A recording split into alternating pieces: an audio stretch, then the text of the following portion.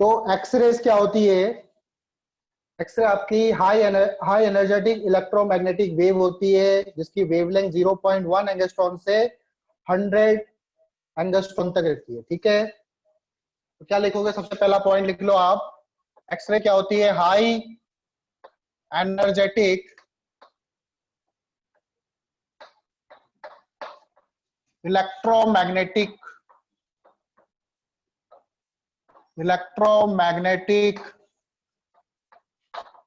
Waves. ठीक है, bracket में लिख दो, वेव मतलब इलेक्ट्रोमैग्नेटिक वेव्स क्या? फोटोन्स ही है, एक तरह के फोटोन्स ही है। High energetic electromagnetic waves having wavelength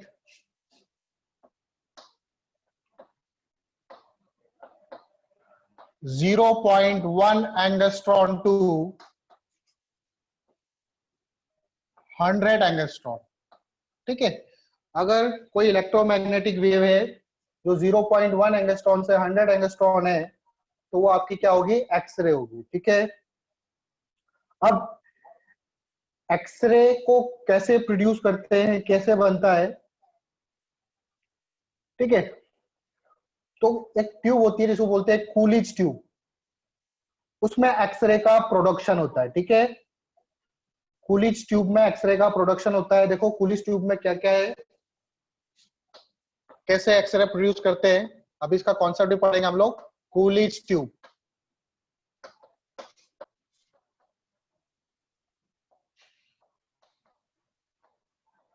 ठीक है, एक्सरे प्रोडक्शन होता है इससे।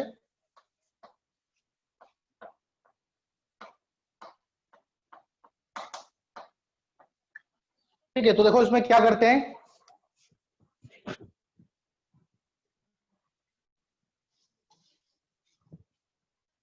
डायग्राम में क्या क्या है। तो सबसे पहले कॉइल होती है, ठीक है, कॉइल होती है इधर, ठीक, ये एक बैटरी से कनेक्ट होती है, वी बोल दो इसको। जब इसमें करंट फ्लो होगी तो क्या होगा, इसमें ये हीट होगा, और हीट होने से इसमें से क्या होंगे? इलेक्ट्रॉन्स एमिट होंगे। इसको बोलते हैं थर्मो आयनिक एमिशन। क्या बोलते हैं? थर्मो आयनिक एमिशन। थर्मो आयनिक एमिशन का मतलब है कि हीट देने से कोई चीज, इलेक्ट्रॉन्स का एमिशन हो रहा। ठीक है, this is also the method of charging. हमने इलेक्ट्रोस्टेट में जब चार्जिंग के मेथड्स पढ़े थे तो उसमें एक और मेथड था थर्मो आयनिक एमिशन। ठीक है, अब ये पूरा का पूरा जो सेटअप होता है, ठीक है, यहां से इलेक्ट्रॉन्स तो निकले, एक ट्यूब के अंदर बंद होता है जिसको बोलते हैं कूलिज ट्यूब। ठीक है, यहां से क्या हो रहा है, कॉइल क्या हो रही है? कॉइल हीट हो रही है, कॉइल हीट है,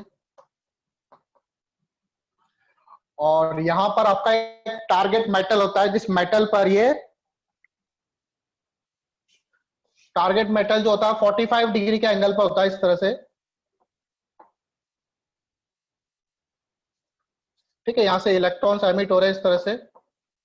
अभी इलेक्ट्रॉन्स एमिट तो हो गए, लेकिन इन इलेक्ट्रॉन्स के पास अभी एनर्जी नहीं है कि ये टारगेट मेटल से टकरा पाए।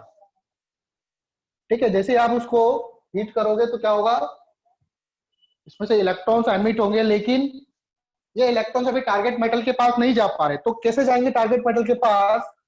तो हम लोग क्या करेंगे, यहां पर एक और बैटरी से कनेक्ट करेंगे यहाँ पे। ठीक है, ये इलेक्ट्रॉन है नेगेटिव, तो नेगेटिव वाला इस तरफ, ताकि इलेक्ट्रॉन्स क्या हो, रिपेल हो। ठीक है, हाई, इस तरह से बैटरी लगा देंगे हम लोग। ठीक है, अब ये इलेक्ट्रॉन्स क्या होंगे, ये इलेक्ट्रॉन जाके टारगेट मेटल से हिट होंगे यूं करके। ठीक, तो जब टारगेट मेटल से हीट होंगे तो यहां से क्या होगा, फोटोन का एमिशन होगा। ठीक है, इस तरह से इसमें से क्या होंगे, फोटोन्स एमिट होंगे।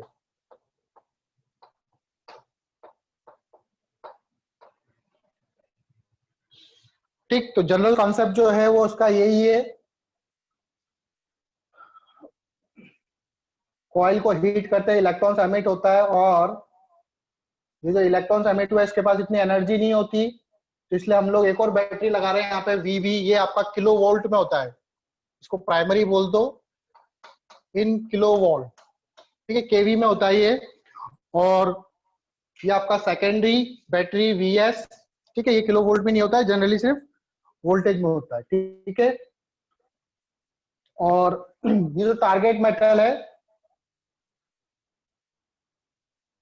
ठीक है, टारगेट मेटल क्या होता रहता है, हीट होता रहता है। तो टारगेट मेटल से क्या होता है, इसके अंदर ही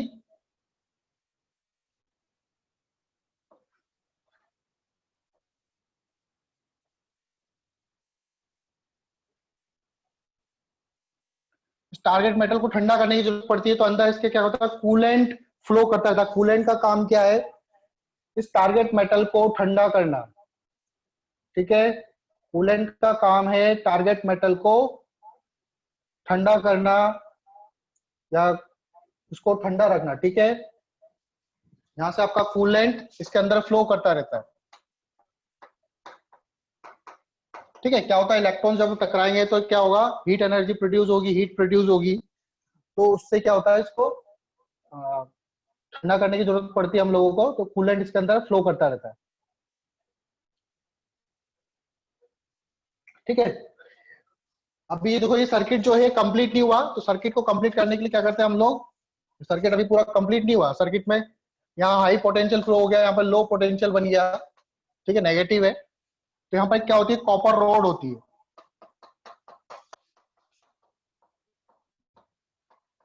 कॉपर रॉड, ठीक है। ये यहाँ से कनेक्ट होके इससे कनेक्ट होता है, यहाँ पे एमीटर लगा दो आप, तो आपको पता चलता रहेगा कितनी करंट फ्लो हो रही है,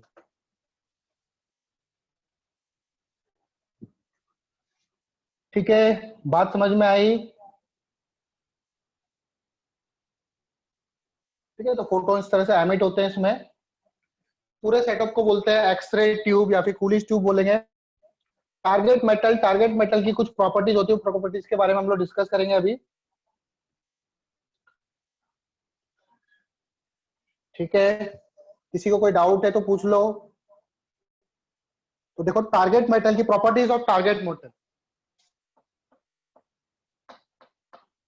प्रॉपर्टी ऑफ टारगेट मेटल। तो सबसे पहला उसकी जो प्रॉपर्टीज होनी चाहिए, that is high atomic number,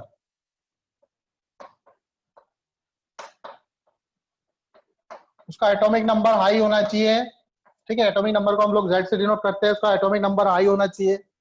दूसरा, इसमें बहुत ज्यादा हीट प्रोड्यूस होती है, तो उसका मेल्टिंग पॉइंट भी क्या होना चाहिए, हाई मेल्टिंग पॉइंट होना चाहिए, नहीं तो वो क्या हो जाएगा, इलेक्ट्रॉन्स टकराएंगे और वो मेटल पिघल सकता है आपका, ठीक है, मेल्ट हो सकता है। तो हाई मेल्टिंग पॉइंट होना चाहिए ताकि वो मेटल पिघले नहीं आपका। तीसरा,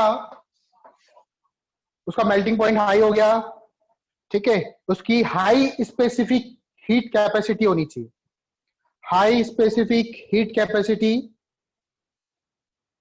हीट कैपेसिटी क्या होती है पता है आप लोगों को, थर्मोडायनेमिक्स में पढ़ा होगा। हाई स्पेसिफिक हीट कैपेसिटी,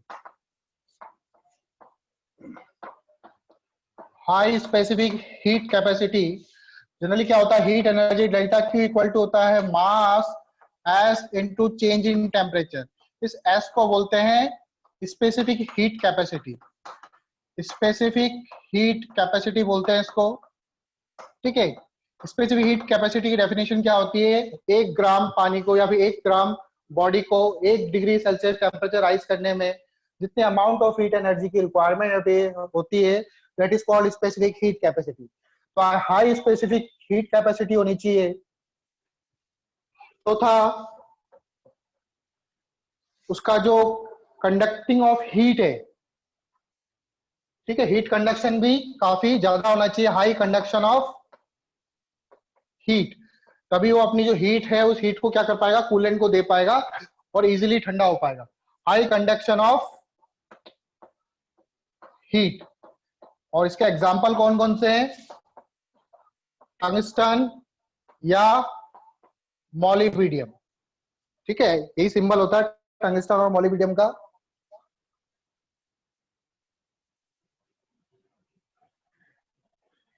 ठीक है।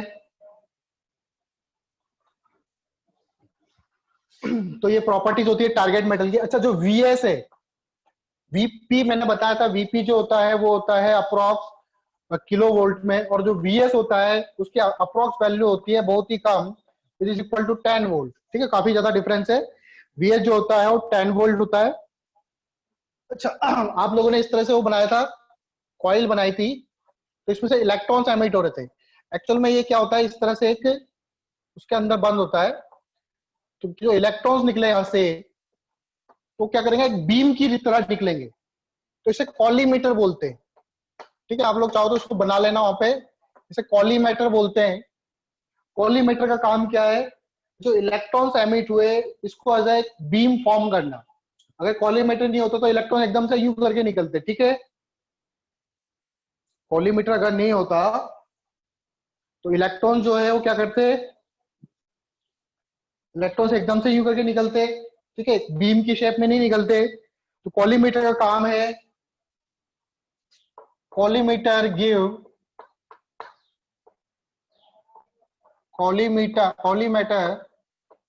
Give electron shape of beam. ठीक है, गिव बीम, इसको एक इलेक्ट्रॉन्स को बीम शेप प्रोड्यूस देता है। Electron collimator give beam shape two electrons. तो कॉलीमीटर का काम है इलेक्ट्रॉन्स को बीम शेप देना। ठीक है,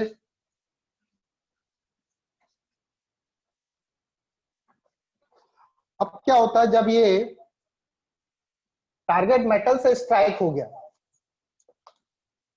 तो due to striking of high energetic electrons on target metal surface, photons are liberated of high energy, some of which, ठीक है, तो क्या होता है, उससे फोटोन्स निकलते हैं जिसमें से कुछ पार्ट एक्सरे का होता है।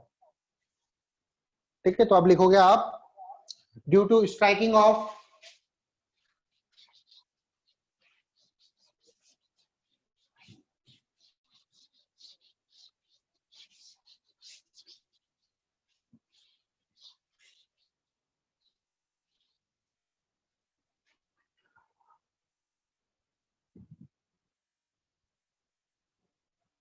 अगला पॉइंट लिखो, ड्यू टू स्ट्राइकिंग ऑफ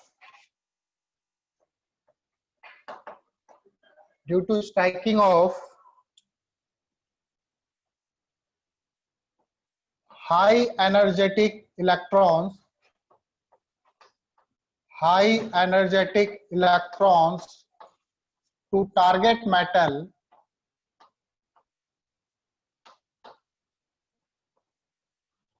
ठीक है, photons of high energy liberated,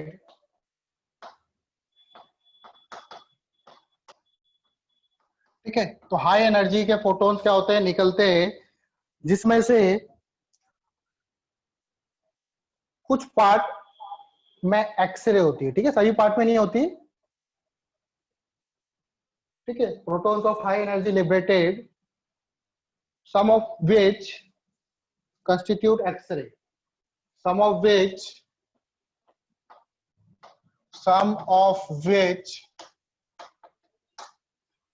constitute X-ray। उसमें से कुछ पार्ट जो होता है वो एक्सरे फॉर्म करता है। ठीक है, सभी नहीं करते, सभी फोटोन्स नहीं होंगे एक्सरे के, केवल कुछ पार्ट ही एक्सरे होंगे। आई बात समझ में? ठीक है, अब देखो एक्सरे के क्या क्या टाइप्स होते हैं, अब टाइप्स पढ़ेंगे हम लोग। यहां तक बात क्लियर है सबको?